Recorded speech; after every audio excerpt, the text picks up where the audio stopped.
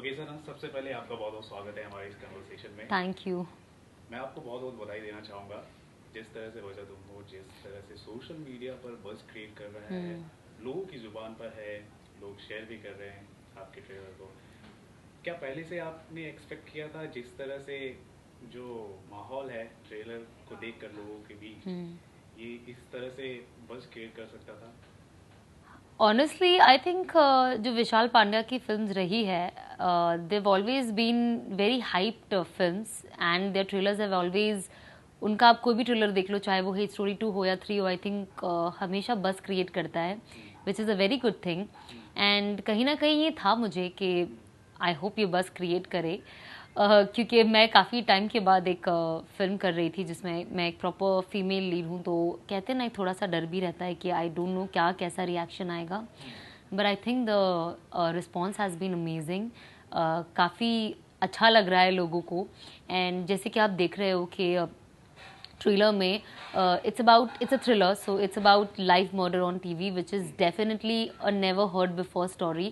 आपने I don't think अपने life में बहुत कुछ देखा होगा, चाहे जैसे रेप होता है या मर्डर होता है, चोरी होती है, बट आई डोंट थिंक किसी ने टीवी पे लाइव मर्डर देखा है अपने घर बैठे बैठे, सैटेलाइट को किसी ने हैक किया है। तो आई थिंक ये एक बहुत अच्छा कॉन्सेप्ट लगा मुझे। इट्स वेरी, सुनने में बहुत इंटरनेशनल है, इनफैक्ट शूट भी बहुत, जब आप फिल्म देखोगे तो आपको लगेगा बहुत हाई स्टैंडर्ड फिल्म है और काफ़ी इंटरनेशनल लुक दिया गया है फिल्मों को, जहाँ पे हैकिंग का सीन होता है। So I think her actor को आज की तारीख में एक कुछ ऐसे नए कॉन्सेप्ट पे काम करना होता है। And I think I was very lucky कि मुझे मेरी पहली बॉलीवुड प्रॉपर लीड फिल्म एक ऐसे कॉन्सेप्ट के साथ मिली जो वाकई ही बहुत डिफरेंट है, जो किसी ने अटेम्प्ट नहीं किया बॉलीवुड में। So I think the credit goes to my director, of course Vishal Pandya. For the first time he is also written the film, and I think ये उन्होंने पिछले 4 साल से लिख रहे हैं ये film, and he wanted to do this film 4 years back, and finally after Hate Story 3 उन्होंने सोचा कि अब मुझे वजह तुम हो बनानी है, and this is my concept, I have to use this concept, and I think I thank him that thank God you didn't do this concept before and I could be a part of a concept which I don't think is very easy to get in Bollywood, because ऐसे gizmo जो कहते हैं ना technical film होती है, देखने wise भी काफ़ी टेक्निकल है, ये बहुत कम फिल्म बनती है, वेरी रेयर, चाहे फिर आप वो क्रिश ले लो या वो वैसी फिल्में होती है, बट अदरवाइज ऐसी फिल्में बनती नहीं है। So I think I am very excited that I am doing something which I really enjoyed, and I also learned a lot of things because it's hacking, it's satellite, तो बहुत सारी चीज़ें सीखी भी है। क्योंकि विशाल पांड्या डायरेक्ट कर रहे हैं, उन्होंने हिट स्टोरी 3 भी फिल्में बनाई हैं।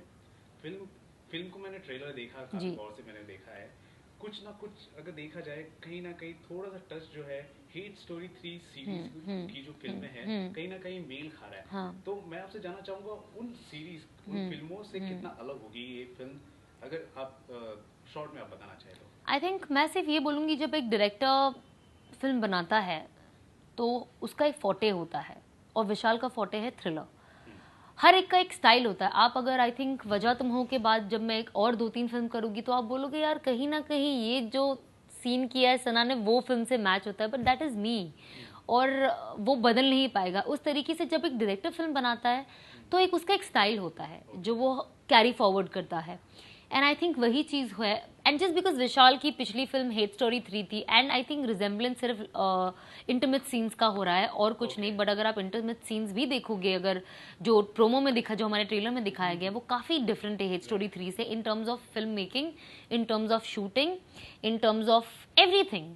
You might relate to it because it is the same subject in terms of जो वो scene है, it kinds of resembles his other film, but the way it is shot this time is very different.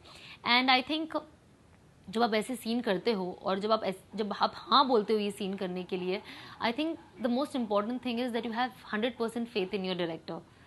And I think that's what I had in Vishal, because I have seen his film. I know that he makes girls look very pretty. In fact, Daisy and Zareen has looked the prettiest in Hate Story 3. So I think वो बहुत ज़रूरी है, और जब आपको लगता है कि यार ये लोग इतने सुंदर लग रहे थे, ये मुझे डेफिनेटली सुंदर दिखाएगा। एंड ये बहुत ज़्यादा ज़रूरी है कि your director makes you look vulnerable, he makes you look desirable, he makes you look hot, he doesn't makes you look cheap or vulgar. And विशाल के अंदर वो quality है to make your girls look very hot and very beautiful. हाँ, so I think that's very important. Like you've seen in other films कि जहाँ पे comedy हो रही है, it's an adult comedy film, and then people talk about actresses' body parts. I feel it's any time better to look pretty and sensuous than a guy talking about your body parts and making you more weird on screen. आज लोग जब देखते हैं, बहुत लोग बहुत सारी चीज़ें बोलते हैं, बट आई थिंक मुझे कोई फ़र्क नहीं पड़ता उन सारी चीज़ों से. मुझे पता है रियलिटी क्या है, इंडस्ट्री का रियलिटी क्या है, एंड चीज़ें वही बनती है जो लोगों को देखना है. एंड एज लॉन्ग एज वो टेस्टफुली बने, अच्छी बने. And love making is only a small part, like 1 minute of 2.5 hours of film, and you know that is what the film will work on 2 hours 9 minutes जो है वो 1 minute के लिए I don't think कि कोई इतना पैसा invest करके एक फिल्म बनाता है. So definitely the film has lot of thrill, every scene has lot of twist and turns, so I think people are going to enjoy the film. पहले आप कहा करती थी कि मैं हमेशा I want to be myself, मैंने कुछ प्रिपेयर नहीं किया है, I want to be spontaneous. अब बीते कुछ सालों के अंदर वो बदलाव आ चुका है या फिर अभी भी आप वैसी ही हैं? नहीं, डेफिनेटली मैं अभी भी वैसी ही हूँ. मैं बहुत स्पॉन्टेनियस हूँ, मैं बहुत बट जब कुछ चीज़ें होती है I think I have to be very careful, and I think that's a part and parcel of your life. जब आप बड़े होते हो, यू नो, मोर रिस्पॉन्सिबिलिटीज़ आ जाती है, आपकी खुद की एक लाइफ होती है, and I think it's very important कि वो सही डिसीजंस आप लो, सही बातें कहो, क्योंकि कभी कभी जो ह्यूमर होता है वो हर टाइम भी अच्छा नहीं लगता है. सीरियस सिचुएशंस हमेशा सीरियसनेस से ही हैंडल की जाती है, बट सीरियसली ली नहीं जाती है. I understand when there are serious issues you get very tensed, but tension makes everything more worse. So I, because of my happy nature, मैं थोड़ा सा वो सबलाइम हो जाता है, and I can easily handle it. आप Bigg Boss में नजर आई जी, बहुत सारे एड फिल्म्स में भी नजर आई जी. फाइनली आपने गेस्ट अपीयरेंस भी दिए हैं जी. डायरेक्टली आप अभी कई दिनों बाद आप फीचर फिल्म कर रही हैं एज अ लीड, या रिस्पांसिबिलिटी बढ़ जाती या है. आपके ऊपर कितना प्रेशर था? बहुत ज़्यादा प्रेशर था. सबसे पहला तो कहते हैं ना, आफ्टर जय हो मैंने डेफिनेटली बहुत वेट किया, 2 साल का वेट किया, which is not an easy thing to. Patience बहुत ज़रूरी है, but at the same time patience is very killing. And I think एक एक्टर को, स्पेशली एक एक्ट्रेस को, I am not in my teens to you know, definitely. So बहुत tension हो जाता है कि ज़्यादा लेट ना हो जाए, तो वो काम ढूंढने का स्ट्रगल.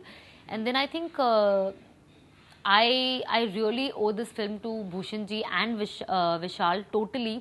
and मैं हमेशा उनको ये कहती हूँ, thank you for believing in me, especially when I lost the confidence in myself. You know, आप किसी को मिलने जाते हो, बहुत कॉन्फिडेंट अपने आप को बताते हो, आप खुश रहते हो, बट कहीं ना कहीं आपको अंदर पता है कि पता नहीं क्या होने वाला है, बिकॉज यू नो वो सेल्फ कॉन्फिडेंस बहुत कम हो जाता है जब आपका काम कम होता है, या यू नो जो आप करना चाहते हो वो डिले हो रही है, तो आपको ऐसा लगता है पता नहीं ये चीज़ आपके लिए बनी है या नहीं, आप क्या कर रहे हो, क्या होगा, आपकी लाइफ किधर जा रही है, बहुत सारे क्वेश्चंस आपके दिमाग में आते हैं. एंड आई थिंक जब जैसे मुझे वजह तुम हो मिली, मुझे ऐसा लगा माय गॉड, फाइनली ऊपर वाले ने मेरी दुआ सुन ली. एंड डेफिनेटली बहुत दुआएं करी है मैंने आज यहाँ पहुँचने के लिए, और यहाँ हूँ मैं आज. सो डेफिनेटली ये सब का क्रेडिट मैं हमेशा विशाल को और भूषण जी को देती हूँ कि मेरा कॉन्फिडेंस लाने में आपका बहुत बड़ा हाथ है, और वरना आई थिंक यू नो मैं ऐसे अंदर अंदर शैलो होते जा रही थी. एंड हाँ, एंड जब शूटिंग भी शुरू हुई तो नया नया मैं बहुत ज़्यादा डरी हुई थी, मुझे ऐसा लगा मैं पूरी एक्टिंग भूल चुकी हूँ, और बहुत तकलीफ़ हो रही थी, समझ में नहीं आ रहा था क्या करूँ. और मैं पर्सनली बहुत एनिमेटेड पर्सनालिटी हूँ, जो बहुत ऐसे ऐसे करके बात करने की आदत है, बहुत ज़्यादा एक्सप्रेशंस आ जाते हैं. एंड आई थिंक जो मैं कैरेक्टर प्ले कर रही हूँ वजह तुम हो में, she is a lawyer, so she is very sophisticated, very quite, जो बहुत सोच समझ के बात करती है. आई थिंक मुझे सटल होने में बहुत डिफ़िकल्टी होती है. मुझे लाउड सीन्स आप तो मैं बहुत अच्छे से कर लेती हूँ, तोड़ फोड़ रोना धोना, बट जहाँ पे मुझे एकदम काम होके ऐसे बात करना है, मैं ऐसे बात करती थी तो विशाल कहता था सना आप ऐसे भी मत करो. ओके. फिर मैं इस सीन में करूँगी, आपने ये क्यों, सना आप ऐसे भी मत करो, मैंने बोला विशाल तो मैं करूँ क्या? मैं ऐसे एक्टिंग करती थी, बोलती थी विशाल मेरे एक्सप्रेशंस कुछ दिख रहे हैं, मतलब कैमरे में कैप्चर हो रहा है। एंड मुझे इतना वियर्ड लगता था क्योंकि मैं कुछ भी नहीं करती थी, मैं ऐसे। एंड जब मैं सीन देखती थी मैं कहती थी मैं लिटरली जाके विशाल को गले लगा लेती थी कि यार आप कितना करेक्ट बोल रहे हो, आई कैन सी कि ये कितना इम्पैक्टफुल और कितना अलग लग रहा है। आज जब मैं वजह तुम हो देखती हूँ, मैं कहती हूँ ये जो भी हो रहा है इधर, इन सब की वजह मेरी डायरेक्टर है भाई विशाल। मैं ये अगर विशाल नहीं होता तो ये मैं बिल्कुल नहीं कर पाती। मतलब मैं खुद कहती हूँ कि ये जो भी है, मैं जैसी भी लग रही हूँ, मैं जैसी भी एक्टिंग कर रही हूँ, मैं इसका 100% क्रेडिट मेरे डायरेक्टर को देती हूँ। बिकॉज मैंने ज़िंदगी में नहीं सोचा था कि मैं ऐसी लग भी सकती हूँ और ऐसी एक्टिंग भी कर सकती हूँ। कोर्ट रूम ड्रामा के लिए हमने देखा वकालत भी कर रहे हो, उसके लिए आपने कोई ट्रेनिंग भी ली है क्या? नहीं, मैंने आई थिंक सब लोग लेते हैं, मुझे कभी कभी ऐसा लगता है मुझे बोलना चाहिए कि मैंने ये किया वो किया, बट एक्चुअल रियलिटी ये कि मैंने कुछ नहीं किया। मैं पूरी पिक्चर में कुछ नहीं करी। मुझे मेरे डायरेक्टर ने सिर्फ एक ही चीज़ बोली थी विशाल ने कि सना आप सिर्फ अपने डायलॉग्स याद करके आना, बस मैं आपको बताऊंगा मुझे चाहिए क्या। एंड मेरी फर्स्ट फिल्म थी, मुझे कोई रिस्क नहीं लेना है, मुझे होशियारी नहीं करनी है। सेकेंडली मैं हमेशा मानती हूँ एक डायरेक्टर्स एक्ट्रेस होना बहुत अच्छी बात होती है।